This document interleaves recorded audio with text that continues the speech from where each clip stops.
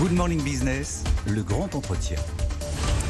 L'interdiction progressive des passoires thermiques à la location, ça commence dès le mois de janvier pour les logements les plus énergivores. On en parle avec Olivier Klein, ministre délégué en charge de la ville et du logement. Bonjour, merci d'être avec nous. C'est la première véritable échéance? Alors il y en a déjà une au mois d'août, puisque vous savez que depuis le mois d'août, les passoires thermiques ne peuvent plus, ceux qui sont propriétaires de passoires thermiques ne peuvent plus augmenter leur loyer. Il y en aura d'autres. Mais là, on entre dans le dur. Dans le dur peut-être, mais c'est aussi une bonne nouvelle pour ceux qui vivent dans ces passoires thermiques, parce que vivre dans une passoire thermique, ça veut dire vivre dans la grande chaleur l'été, dans le froid l'hiver, dans l'humidité. Donc il est extrêmement important qu'on change la donne, qu'on permette aux habitants de ces passoires de vivre mieux, de vivre décemment. Et donc, il est important de tenir le calendrier et de mettre en œuvre ces réformes qui sont bonnes pour ceux qui y habitent et bonnes pour la planète. Marie Cœur de Roy, notre spécialiste immobilier, nous racontait ce matin que, par exemple, à Châtel, il va falloir rénover 80% du parc qui est noté F ou G. À Paris, dans le 4e arrondissement, on est à 35% de passoires. Si on prend les logements et on va jusqu'à eux, on est à 66% des logements qu'il va falloir rénover. Est-ce qu'on peut tenir le calendrier? Vous savez, juste un mot avant. La réalité, c'est qu'aujourd'hui, 80% du logement dans lequel on habitera en 2050 est déjà là. Donc, c'est de notre responsabilité de faire ça. Le logement, c'est construire, et c'est très important, parce que nos concitoyens ont besoin de nouveaux logements. Et pour les autres logements, ceux qui sont déjà là, permettent qu'on y vive bien. Donc, avec MaPrimeRénov', avec France Rénov', l'agence qui est l'entrée unique, eh bien, on se donne les moyens de rénover, d'informer et de financer pour les plus modestes les rénovations. Moi, je crois vraiment qu'il est important de tenir ce calendrier parce que ce calendrier, il est vertueux. Il va permettre à des gens, comme je le disais tout à l'heure, de vivre mieux dans leur logement. Il va permettre, et l'urgence climatique, elle n'est pas demain, elle est aujourd'hui. Donc, il est important que tout concourt à faire tous les efforts pour limiter nos émissions de gaz à effet de serre. Et la rénovation du logement fait partie de cet effort que l'on mène avec l'effort de sobriété qu'on a lancé pour cet hiver. Est-ce qu'on va être à la hauteur sur le point de vue des financements? Vous dites qu'il y a MaPrimeRénov', mais il y a des propriétaires qui ne vont pas pouvoir rénover. Il y a des copropriétés qui vont dire non. Il va y avoir peut-être des gens qu'il va falloir forcer à rénover leur logement? D'abord, il y a ce qui marche. Et aujourd'hui, MaPrimeRénov', ça marche. C'est 1,5 million de chantiers qui ont été financés. 80% de ces chantiers, ils ont été au financement de familles modestes. Si on fait une addition, en gros, la somme de tous ces chantiers, ça représente une économie d'énergie chaque année d'une ville comme la ville de Lyon, une ville de 500 à 600 000 habitants. Donc ça marche. Ces rénovations, elles marchent, elles produisent leurs effets pour la planète et elles produisent leurs effets pour ceux qui y habitent. Donc il y a des moyens qui sont donnés, aux copropriétaires bailleurs comme aux copropriétaires habitants. Donc c'est très incitatif. Les copropriétaires bailleurs, chaque mois, ils encaissent un loyer. Donc c'est normal qu'ils protègent les gens qui habitent dans leur logement. Enfin, c'est notre responsabilité. Moi, vous savez, j'étais maire de Clichy-sous-Bois dans lequel j'ai vu des marchands de sommeil à l'œuvre. J'ai vu des gens vivre dans des passoires thermiques. C'est insupportable quand on y élève ses enfants et qu'on voit les crises d'asthme, la bronchiolite tous les hivers. Donc c'est notre responsabilité de donner les moyens et on le donne avec MaPrimeRénov'. Dans le budget 2023, c'est 2,6 milliards d'euros que nous avons mis pour rénover l'ensemble des bâtiments. Oui, il y a des copropriétés. Oui, c'est difficile. Et c'est aussi un sujet extrêmement important pour moi.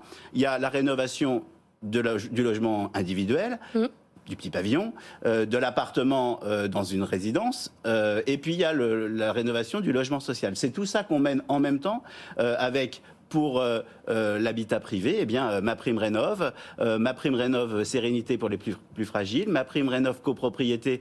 Mais il faut encore progresser, il faut réfléchir. Moi, je rencontre très régulièrement la Caisse des dépôts, cette banque si importante dans notre pays, pour voir comment on va faire pour aider notamment les copropriétés. Oui. Parce que vous savez comment ça marche, une copropriété. Il faut convoquer l'Assemblée générale. Certains disent non, évidemment. Il faut convoquer l'Assemblée générale, avoir un quorum, c'est déjà une première étape, et ensuite voter les travaux. Si on donne aux gens des chiffres qui sont, erronés, leur permettant pas de voir quel effet ça aura sur leur charge annuelle, parce qu'à un moment, c'est ça aussi, c'est les travaux, c'est bien.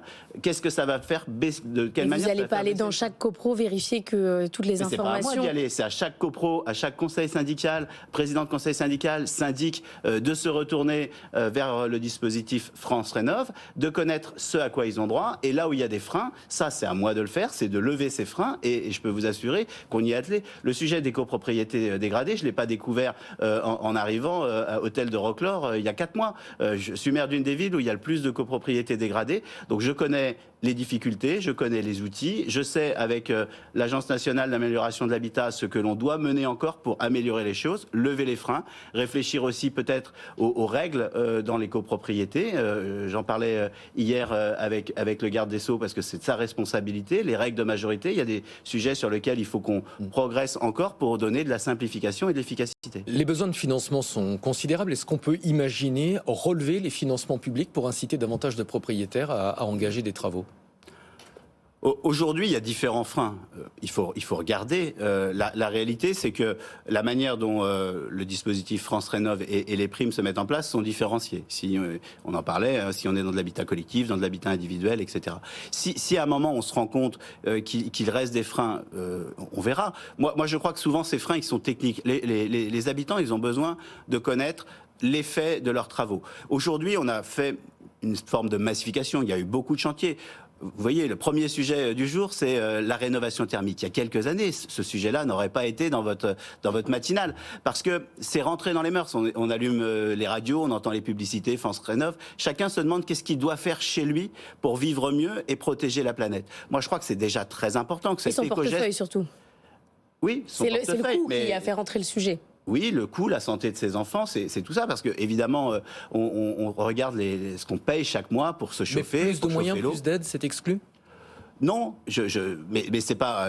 Il y a déjà plus d'aide cette année. On est passé de 2,1 milliards d'euros en 2022 à 2,6 milliards d'euros dans les financements France Rénov'. Donc l'augmentation, elle est là. S'il est nécessaire l'année prochaine ou les années à venir pour accompagner, on y travaillera.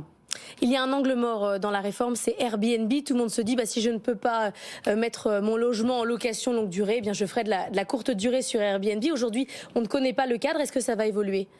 Ah oui, très clairement. Il est hors de question pour moi qu'on se réfugie derrière l'interdiction de remettre en location en transformant son logement en meublé. Donc c'est en meublé touristique, pardon. Donc c'est. Ça sera les mêmes règles pour les meublés et les non meublés. Absolument. Il faut qu'on travaille pour que ce soit les mêmes règles. On ne peut pas sortir des appartements dont on a besoin pour loger nos concitoyens de l'habitat classique longue durée en meublé touristique, et on se donnera les moyens de mettre tous les garde-fous nécessaires. C'est hors de question. Clarification importante. Puisqu'on parle justement d'Airbnb, il y a un autre sujet qui monte, c'est celui des locations de maisons secondaires dans un certain nombre de villes. On voit beaucoup de maisons secondaires se vendre sur Airbnb, des maires qui poussent des coups de gueule en disant c'est pas possible pour nos villes. Est-ce que chaque maire va bientôt pouvoir décider des propres règles d'Airbnb ?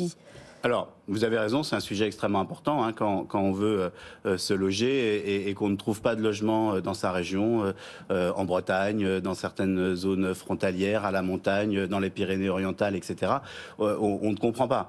Et c'est légitime de ne pas comprendre. Donc il y a plusieurs sujets. Il y a le sujet de la résidence secondaire, sur lequel on permettra dans la loi de finances à plus de maires qu'aujourd'hui de jouer sur la taxe d'habitation et de décider d'augmenter ou pas. C'est aussi ça, moi je crois à la responsabilité du maire, comme le président de la République, comme la Première ministre. Donc on donnera plus de responsabilité au maire sur la résidence secondaire. Ensuite, sur le c'est-à-dire qu'il pourra monter la taxe d'habitation sur la résidence secondaire comme aujourd'hui, il y a environ 1000 communes qui peuvent le faire. 200 s'en sont emparées. On va élargir ce champ de possibilités. Ensuite, sur Airbnb, il y a des niches fiscales qui me semblent trop avantageuses aujourd'hui au regard de ce qui est possible de faire quand on loue son appartement sur de la longue durée. On a besoin... La France est un pays touristique, donc je ne suis pas en train de dire il faut tout arrêter, ça n'aurait aucun sens. Mais je crois qu'il faut plus de justice dans les relations fiscales que l'on a avec son meublé touristique et que l'on a avec un meublé classique, non touristique, ou un logement qu'on met à la location longue durée. Donc on y travaille. Moi, je ne souhaite pas qu'on fasse ça dans la précipitation, parce que c'est quelque chose qu'il faut regarder. Il y a des règles qui sont vraies dans certaines métropoles, qui sont vraies à Paris, qui ne sont pas vraies ailleurs. Donc l'objectif du gouvernement, c'est de regarder cette question-là du meublé touristique dans sa globalité, y compris la question des passoires thermiques qui pourraient être transformées transformé d'un seul coup en meublé touristique et qui a une moindre qualité et d'un seul coup qui deviendrait sur un site internet une application, quelque chose de très beau avec des beaux rideaux aux fenêtres. Donc ça, c'est hors de question. Il faut qu'on travaille sur l'ensemble de ce sujet-là pour permettre à nos concitoyens de se loger et de ne pas retirer trop de logements de la capacité à vivre dedans normalement et pas seulement pendant quelques semaines ou quelques jours de vacances. Olivier Klein, autre question d'actualité. Est-ce que vous êtes favorable au changement des règles de calcul du taux d'usure ? Aujourd'hui, je l'ai dit, il est important que nos concitoyens puissent se loger. Et le parcours résidentiel, moi j'ai dit au tout début et je continue à le penser, je souhaite être le ministre du parcours résidentiel. Donc celui qui permet aux plus fragiles de quitter l'hébergement d'urgence et aller parfois de la rue au logement, c'est le dispositif Logement d'abord. Il faut permettre aux Français qui le souhaitent et qui en ont besoin d'accéder au logement social. Et puis il faut permettre aux Français qui souhaitent accéder à la propriété de le faire. Mais pas n'importe comment. Donc il faut être à la fois attentif au taux d'usure, au taux d'effort, parce qu'aujourd'hui, c'est de plus en plus difficile d'acheter, notamment quand on est primo-accédant. Il y a les taux d'intérêt qui augmentent, il y a le prix des matières premières qui augmente, le prix du foncier qui augmente. La question, je reviens à votre question du taux d'usure, la question du taux d'usure, elle est liée aussi au prix d'un logement aujourd'hui. Aujourd'hui, c'est plus difficile d'accéder à un prêt pour deux raisons, parce que les taux d'intérêt augmentent et parce que on a limité le taux d'effort. Moi, je suis de ceux qui pensent qu'il faut être attentif. On ne va pas renvoyer un certain nombre de nos familles vers un surendettement. Et le surendettement par rapport au logement, on l'a connu. Et on sait qu'on est copropriétaire, il faut payer son emprunt. Et il faut aussi avoir les moyens de payer les charges de copropriété. Donc on ne touche pas au... Je finis. Je vais rencontrer le gouverneur de la Banque de France très vite pour voir avec lui. D'abord, il faut voir si le mode de calcul du taux d'usure tous les trimestres n'est pas un temps trop long et réduire ce temps pour être plus en phase avec le quotidien et l'actualité. Oui, il faut permettre à nos Français, nos concitoyens qui le souhaitent, de devenir propriétaires. Ça passe aussi par le prêt à taux zéro, ça passe par un certain nombre de dispositifs. Le taux d'usure, on va regarder avec le gouverneur de la Banque de France si c'est ça le frein ou s'il y a d'autres freins, notamment le taux d'effort. Vous vous voyez très bientôt, tous les deux ? Alors, je pourrais sortir mon téléphone et regarder mon agenda, mais c'est bientôt. C'est très bientôt. Merci beaucoup, Olivier Klein, d'être venu dans Good Morning Business, ministre délégué chargé de la ville et du logement, ministre du parcours résidentiel. On va essayer, en tout cas. Une belle formule. Merci d'avoir été avec nous. Vous pourrez écouter cette interview en replay et en podcast dans un instant. C'est le journal de 8h30. À tout de suite.